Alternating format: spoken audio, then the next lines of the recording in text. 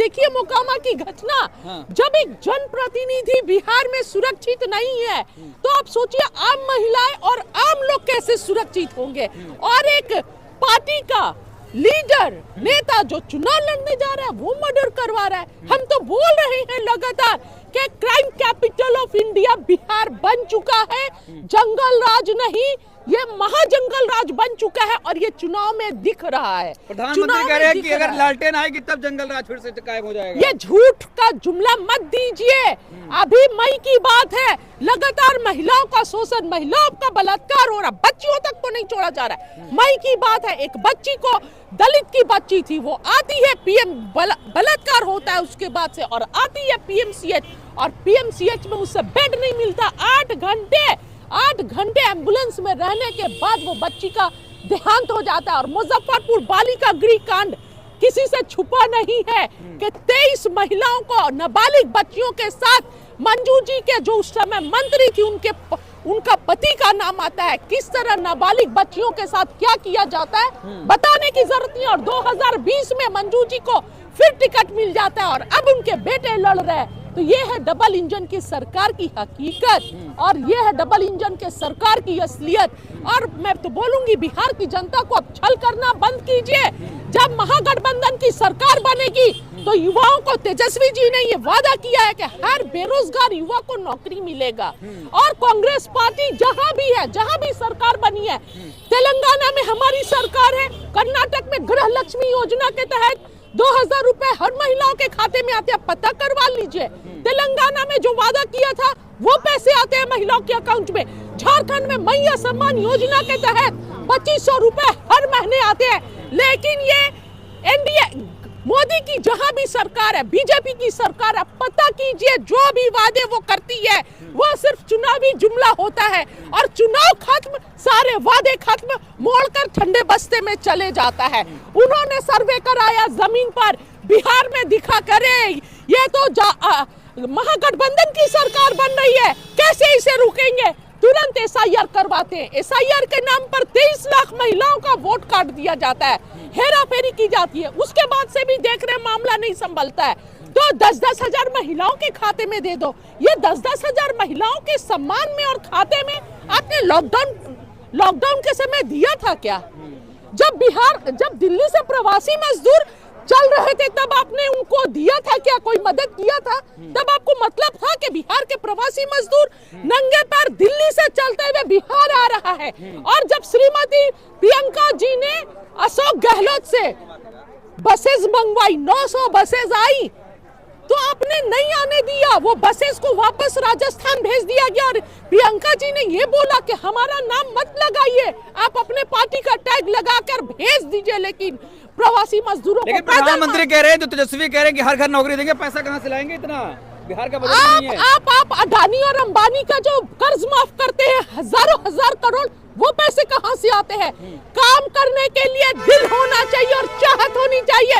आप बोलते हैं, अमित शाह कर बोलते हैं कि बिहार में जमीन नहीं है, यहाँ पर उद्योग नहीं लग सकते, फैक्ट्रीज नहीं लग सकते, तो कि बिहार के लोग हवा में तैरते हैं, हवा में रहते हैं, आसमान में रहते हैं।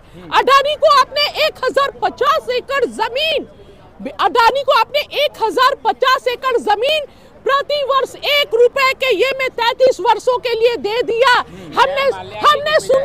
हमने सुना था कि कौड़ियों के भाव बेचा जाता है, लेकिन ये नहीं पता था कि बिहार में हम अपनी आंखों से देख लेंगे कि किस तरह बिहार की धरती को, बिहार की जमीन को, जिस पर हक बिहारियों का है, बिहार के युवाओं का है, बिहार के महिलाओं का, उसको आप अपने मित्र अडानी को दे देते हैं। क्या विकास करेंगे? मतलब बदलाव होने जा रहा है बिहार में। बिल्कुल बदलाव होने जा रहा है और बदलाव होना चाहिए। लोकतंत्र के मजबूती के लिए बदलाव जरूरी होता है। अगर बदलाव नहीं होता है ना तो लोकतंत्र खोखला हो जाता है। और आज देखिए किस तरह चुनाव बिहार में है और 11 IPS officer, IAS officer Gujarat से बुलाए जाते हैं। क्या मतलब है भाई? बिहार के चुनाव में अडानी आकर बैठे हुए होटल में, क्या मतलब है?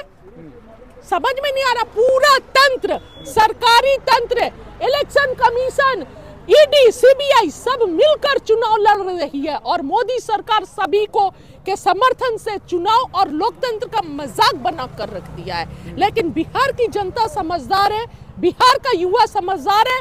पूरा देश बिहार के युवाओं की तरफ बहुत उम्मीद से देख रहा है। हर वो बेरोजगार युवक जो सेना को आप क्या कहीं अग्निवीर योजना ला दिए, कोई सेना के साथ एक्सपेरिमेंट करता है, देश की सेना के साथ। जब वो सेना मर जाएगा देश के लिए लड़ते हुए तो उसको परिवार को कोई मुआवजा नहीं मिलेगा, कोई देखने वाला नहीं होगा उसके पीछे। ये क्या तमाशा है, तमाशा करके रख दिया। जब युवक जाते हैं बिहार के पटना की सड़कों पर नौकरी मांगने, पेपर लीक होती है। गृह मंत्री अमित शाह कह रहे हैं अपराधियों को टिकट मिल रहा है महागठबंधन में। आप अपना बताइए ना, आप अपना बताइए। पहले अपराधी कौन है बताने की जरूरत नहीं है, कौन हत्या कर रहा है, किसका हत्या में नाम आ रहा है बताने की जरूरत नहीं है। और कोई भी बोलने से पहले अपना भी रिकॉर्ड देख ले। चलिए फिर हम और लोगों से जुड़ेंगे। हाँ, क्या कह रहे हैं? एनडीए की सरकार है इसीलिए आप 24 घंटा में गिरफ्तार हो जा रहा है। बगैर आपके सरकार थी खुलेआम घूमती थी, गुंडागर्दी करने के बाद खुलेआम घूमा करते थे। सीएम आवाज डीएम, हाँ भाई डीएम के पत्नी के साथ आपके सरकार में क्या हुआ आपको पता नहीं है? आप आज बोल रहे हैं कि अडानी अंबानी आपके रीजन में नहीं। विजय माल्या कहाँ थे, किन के रीजन में विजय माल्या भागे हैं? उनका लोन कौन मांग भागे? कांग्रेस के रीजन में विजय माल्या भागे। विजय माल्या का लोन कौन दिया था? भागे कब आप भागने की बात कर रहे हैं? भागे तो मोदी जी के डर से भागे हैं। मोदी जब बैठे हैं 2014 में बैठे हैं, उसके बाद विजय माल्या उन्होंने भागा, उनके डर से भागा विजय माल्या को। पकड़ नहीं सके, इतना मजबूत 56 इंच के सीना वाले प्रधानमंत्री, एक मजबूत गृह मंत्री जिनके पूरे आतंक से थर थर पूरा विश्व कांपता है, वो भाग गया। उनका एक मिनट वो भाग गया।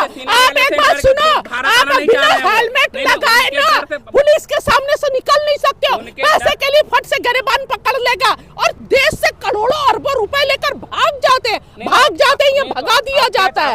और साथ में इलेक्शन जीताओ, पैसा दो, विधायक खरीदने के लिए पैसा दो, पीछे से वसूली कर ली जाती है। क्या जवाब देंगे? मैं तो बोल रहा हूँ कि मोदी जी सरकार जब आए उनके डर से वो तो आप भारत आने नहीं तो कह रही एकदम मजबूत गृह मंत्री प्रधानमंत्री मजबूत, फिर उनके डर से ही तो नहीं आ रहे वो भारत कैसे के सवाल तो इस पे था ना भाई। आपके सरकार में ही वो गए हुए थे, वो वापस लौट के आए नहीं। वो किस सरकार में गए वही तो पूछ रहा हूँ भैया। सन बताओ, सन 2013 में वो गए थे, बाहर गए हैं 2013 में। जब 14 में मोदी जी का सरकार आई उसके बाद वो आए कहाँ वापस? मोदी जब सरकार आई तो गिरफ्तार बाहर में उनके इंग्लैंड में गिरफ्तार उनकी हुई। तो कहाँ गिरफ्तार हुए अभी तक? इंडिया नहीं आया क्या भाई? वो तो इंडिया क्यों नहीं आया सवाल? अरे वो तो 20